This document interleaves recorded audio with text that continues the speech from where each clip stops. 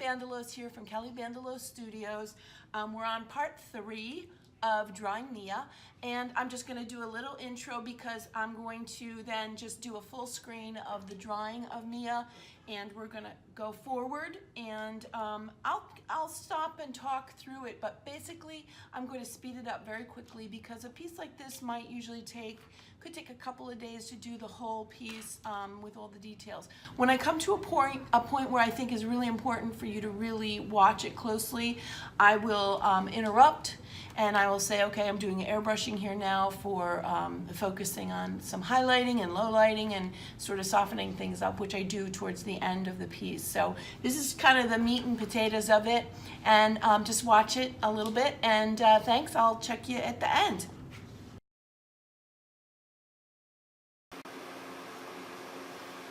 Hi, Kelly Bandalos here again from Kelly Bandalos Studios. Today we're going to be interviewing Mia Wilson.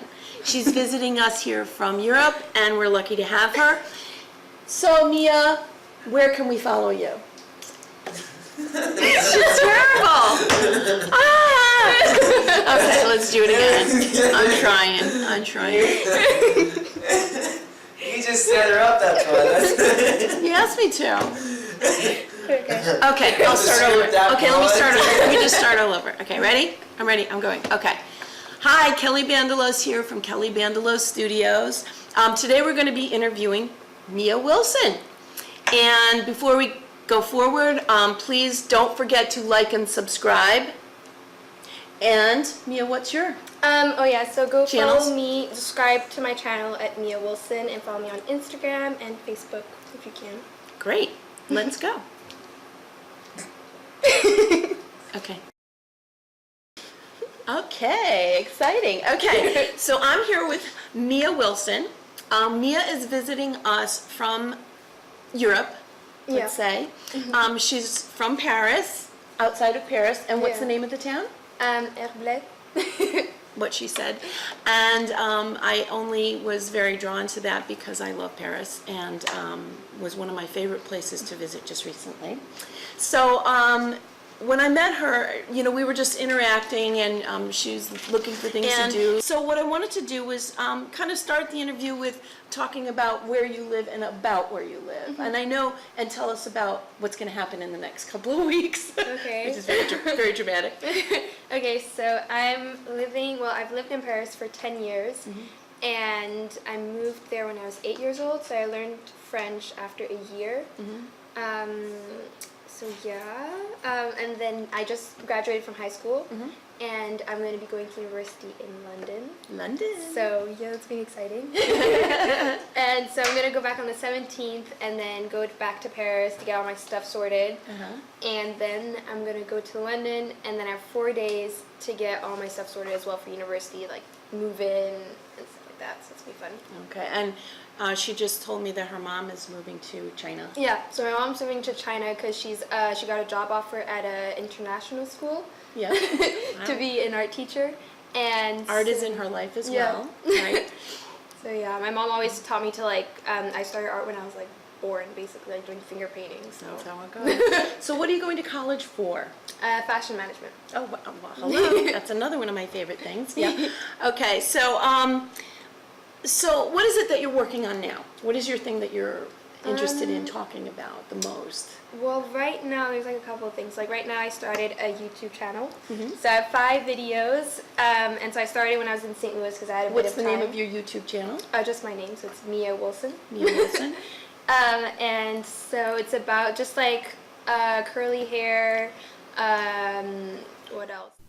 So I'm going to be picking up here because I wanted to show you a different brush. I was looking for something to create a wood grain effect, and it should be fine with how it works. Picking out the color, the wood grain color. I'll go with the deepest color, and then I'll kind of work my way up. But as you can see, I'm picking out the color of the fabric. So I basically picked a very texturized pastel-y look. It's kind of a crayon, I think they call it the crayon colors, the crayon texture. And I like that because the texture of the fabric was a woven fabric. So that was important for me to catch that look right there. And also I work with my darker, this is like my shadow dark color, and then the color of the fabric was sort of a cream. But again, I didn't really want to compete. I'm also, as I'm going, I'm designing the piece itself, as you know. So you kind of want to make sure that you aren't competing with the figure itself. So I was picking out a lighter color, something that's a little warmer, because the fabric is a very bright color, like a very bright tan. So I'm going with a lighter shade, a bigger, as you see, I'm adjusting the size of the brush, and I'm keeping it super light, and it's casting a shadow down, or her sneaker, from her sneaker over, is casting a shadow. So the brightness of the fabric is picked up from the right over to the left. And that's what I'm looking to catch there. But it's more like the business side, so you look at like how to, like the trends, how to use like social media, and it just like helps you overall in fashion. So you could Making it a little bit bigger, sort of trying to sweep it over. Sometimes, as you can see, sometimes if you're using a small brush, it creates a texture. I like that a little bit because I am still trying to make it look like a painting. I'm not looking to be photorealistic. I'm looking to be realistic, but have that painterly look to it. It's important to me that artwork looks like a painting as opposed to looking like a realistic, photorealistic piece, which is why some of the colors that I use, I choose to make it seem sort of surrealistic to a certain degree. But obviously I do want to portray her as realistically as I can, so that people who look at it will say, that's Mia. So again, I'm popping on those bright colors off to the right there, just hitting that pretty hard because there's a very hard light hitting her from her our right hand side, her left hand side. You know, I try really hard not to use black too much, and when I do use black, I make it a very light, the amount of paint that's on the brush is very, very light. So now what I'm looking for is a texture. I'm looking for a texture for this chair. You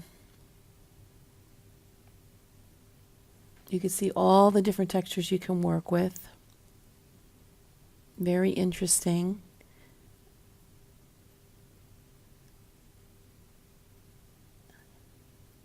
So I've decided to pick one that's basically a wave. It's actually like water wavy looking. And I'm trying to just create, it's very subtle. I'm not looking to make a really big pattern. I'm not trying to make it look really dramatic. So not really sure if I like the brightness of this because the color of the wood is darker than the fabric. So I have to rethink, you know, how am I going to add, what am I going to do with this color? So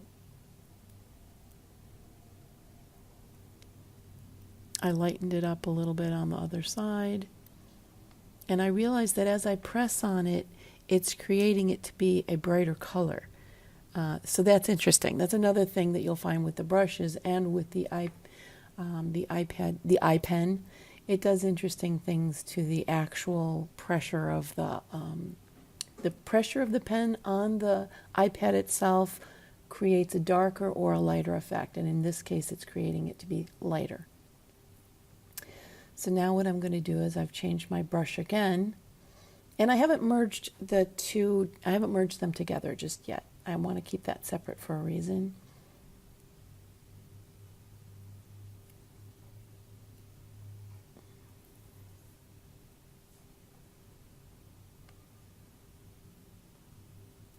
So I'm creating that underpainting because there's that shadow line of the stool legs underneath. And that's really a shadow color that I'm using that's actually from her skin tone as well, so that it balances out the piece very nicely. So all the colors are balanced perfectly.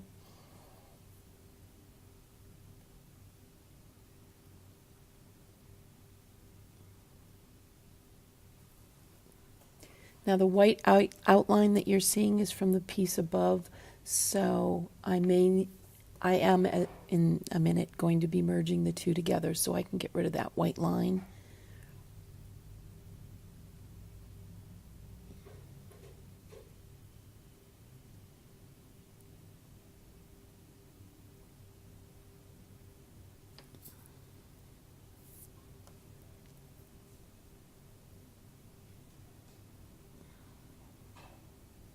And I'm creating that under shadow effect right now on the legs of the stool. Step back and look at it. Now I am merging them down. So now I can get rid of the white that's outlining the stool legs. And I go over those stool legs with the color that I'm using, the shadow color I'm using.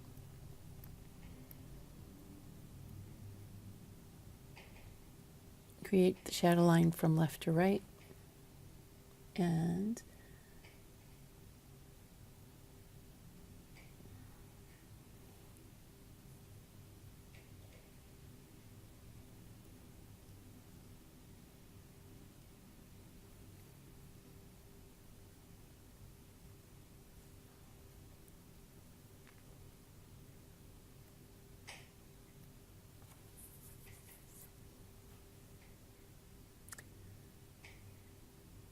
I'm creating a line up just underneath the first front legs to create that shadow from the fabric part.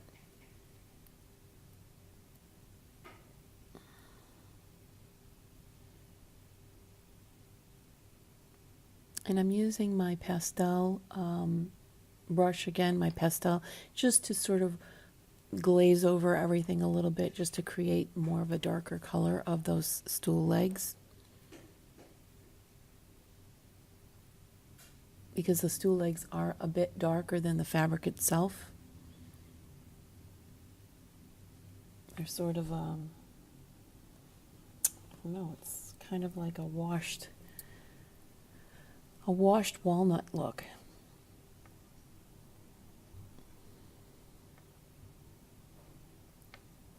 And up close, when the piece is finished, it'll have that texture underneath of a wood grain feel.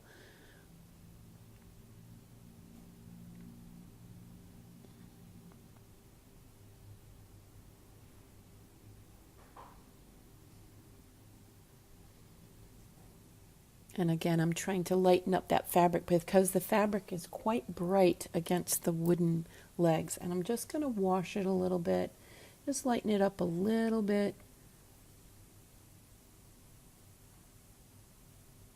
So it has a contrasting feel from the fabric to the legs of the chair.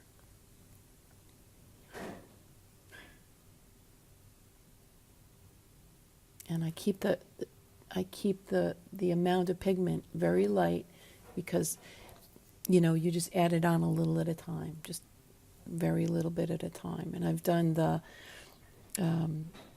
highlight at the top of the stool fabric, and now I'm just sort of picking up it has an interesting sort of like puckering. So I like catching puckering on the fabric of her sweatshirt, but also I like to catch the puckering on the fabric of the chair itself. It gives a realistic feel to it.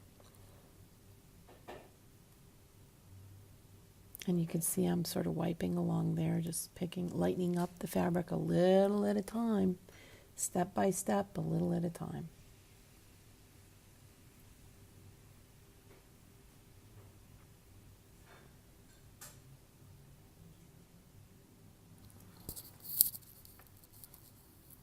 Thanks for watching. Oh, no, now I gotta do that. All right. Okay.